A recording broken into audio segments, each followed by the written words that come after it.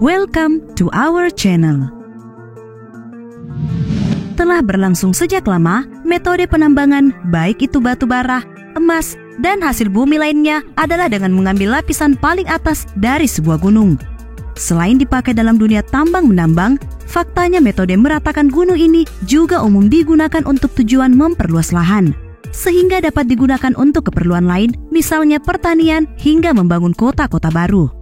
Nah, barangkali hampir seluruh negara pernah melakukannya. Akan tetapi, mungkin tak ada negara yang dapat melakukan metode ini segila Tiongkok. Bagaimana tidak? Seperti dalam laporan berbagai media barat, dua di antaranya ini dan ini, negeri tirai bambu disebut-sebut bahkan mampu meratakan 700-an gunung demi membangun sebuah kota baru. Proyek yang belakangan dikenal sebagai proyek pemindahan gunung terbesar dalam sejarah Tiongkok ini sampai-sampai membuat Barat terheran-heran sehingga kebijakan keuangan dan lingkungan proyek pun mereka pertanyakan. Pertanyaannya kemudian, bagaimana Tiongkok melakukannya?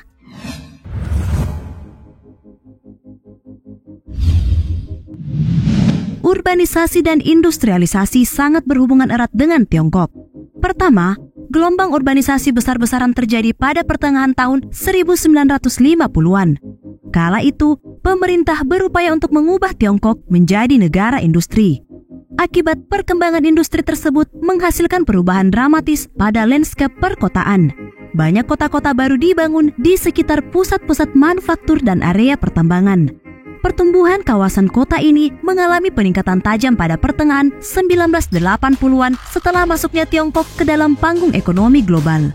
Di tahun 1980-an, sekitar 80% masyarakat Tiongkok tinggal di pedesaan dan pada tahun 2018, lebih dari setengah populasi tinggal di perkotaan.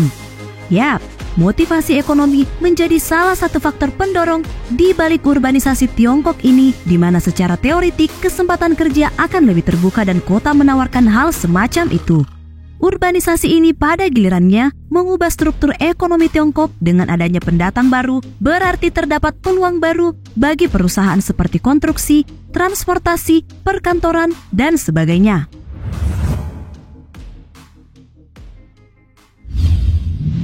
Selain itu, pembangunan sarana transportasi seperti jalan raya dan rel kereta api juga turut berkontribusi besar terhadap pesatnya pertumbuhan, terutama kota yang baru dibangun. Akan tetapi, terdapat satu persoalan besar.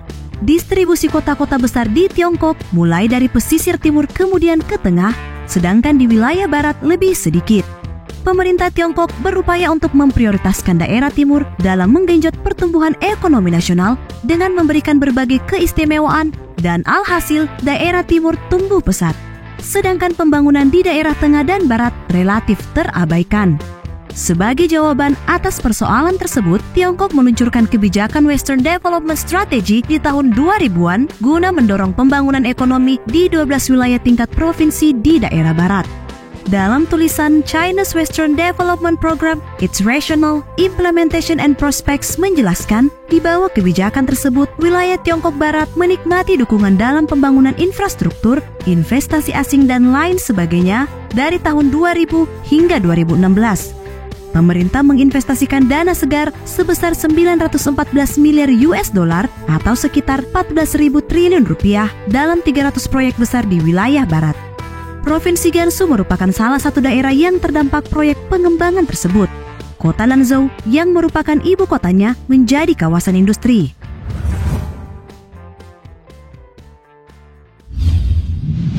Dahulu, kota Lanzhou merupakan penghubung utama di jalur sutra kuno.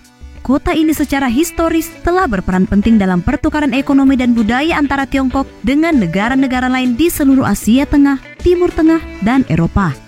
Kendati kota ini termasuk dalam kebijakan strategi pengembangan kawasan, kota Lanzhou telah gagal dalam pencapaian ekonomi, tidak seperti daerah lain yang mengalami perkembangan ekonomi yang pesat. Nah, salah satu alasan mengapa kota ini dianggap gagal adalah kurangnya lahan dikarenakan padatnya lembah curam yang terletak di sekitar Sungai Kuning. Hal inilah yang menjadi penghambat pembangunan kawasan secara menyeluruh. Akhirnya, di tahun 2012, pemerintah Tiongkok menyetujui pembentukan zona baru yang bernama Lanzhou New Era atau LNA yang mencakup seluas 800,6 km persegi.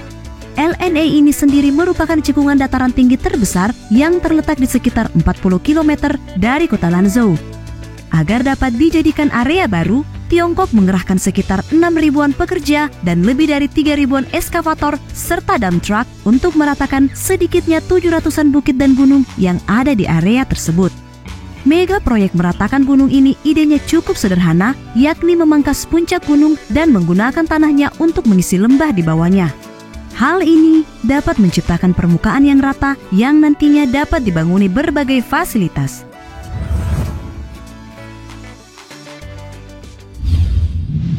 Dalam sebuah laporan yang dipublikasikan The Guardian, proyek meratakan gunung ini disebut-sebut merupakan proyek terbesar dalam sejarah Tiongkok. Dan untuk meratakan 700 bukit dan gunung sebanyak 3,5 miliar US dollar atau setara dengan 50,7 triliun rupiah digelontorkan pemerintah. Proyek ini sebenarnya tidak hanya dilakukan di kota Lanzhou saja, beberapa kawasan lain yang masuk dalam program Western Development Strategy juga diratakan gunungnya. Kota-kota tersebut diantaranya adalah kota Yan'an di Provinsi Shanxi dan beberapa kota di Provinsi Xinjiang. Sedikit berbeda, proyek ini bertujuan untuk memperbesar kawasan menjadi 2 kali lipat dengan meratakan gunung seluas 78,5 km persegi dan sebelumnya di tahun 2007, Tiongkok juga telah meratakan sebanyak 100 gunung di 2 provinsi tersebut. Nah, metode meratakan gunung ala Tiongkok ini awalnya muncul dari sebuah kisah legenda. Dahulu kala, seorang petani tua Tiongkok bernama Yu Gong memutuskan untuk memindahkan 2 gunung yang letaknya mengganggu pintu masuk rumahnya. Legenda itu mengatakan ia berjuang sangat keras, tetapi akhirnya berhasil. Oleh karena itu, ungkapan Cina lama, Yu Gong memindahkan gunung yang berasosiasi di mana ada kemauan, di situ ada jalan, menjadi dikenal luas dan inilah yang mungkin memotivasi seluruh pekerja-pekerja di Tiongkok.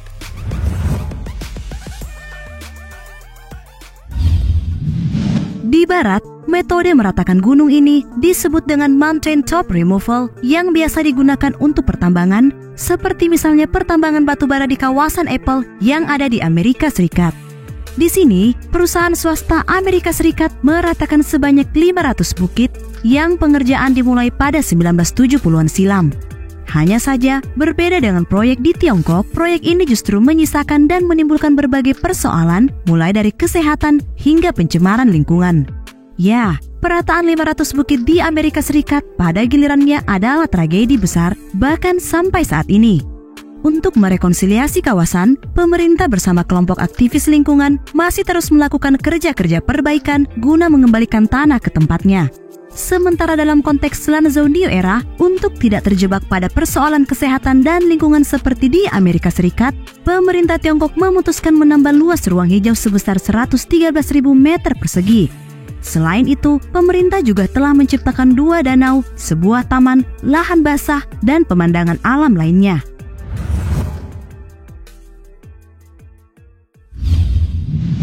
Sebuah video promosi yang pernah diposting di laman South China Morning Post memperlihatkan bagaimana kemegahan proyek ini memadukan gedung-gedung pencakar langit yang berkilauan dengan taman-taman yang rimbun. Terlihat, LNA ini memiliki zona yang berbeda-beda seperti zona industri, manufaktur, bisnis, perumahan, serta pertanian modern seluas 220 km persegi. Kota ini terintegrasi dengan pembangunan jaringan jalur sutra modern dan pada tahun 2017, kota ini dirancang sebagai Smart City yang teknologinya disuplai oleh perusahaan teknologi Huawei. Meskipun area ini masih belum sepenuhnya selesai, namun kota ini telah menarik banyak investor dan diharapkan akan segera beres di tahun 2030. Ya, kota baru ini akan mengerahkan ekonomi Tiongkok yang ramah lingkungan berdasarkan industri hemat energi, termasuk manufaktur canggih, industri petrokimia, dan pertanian modern.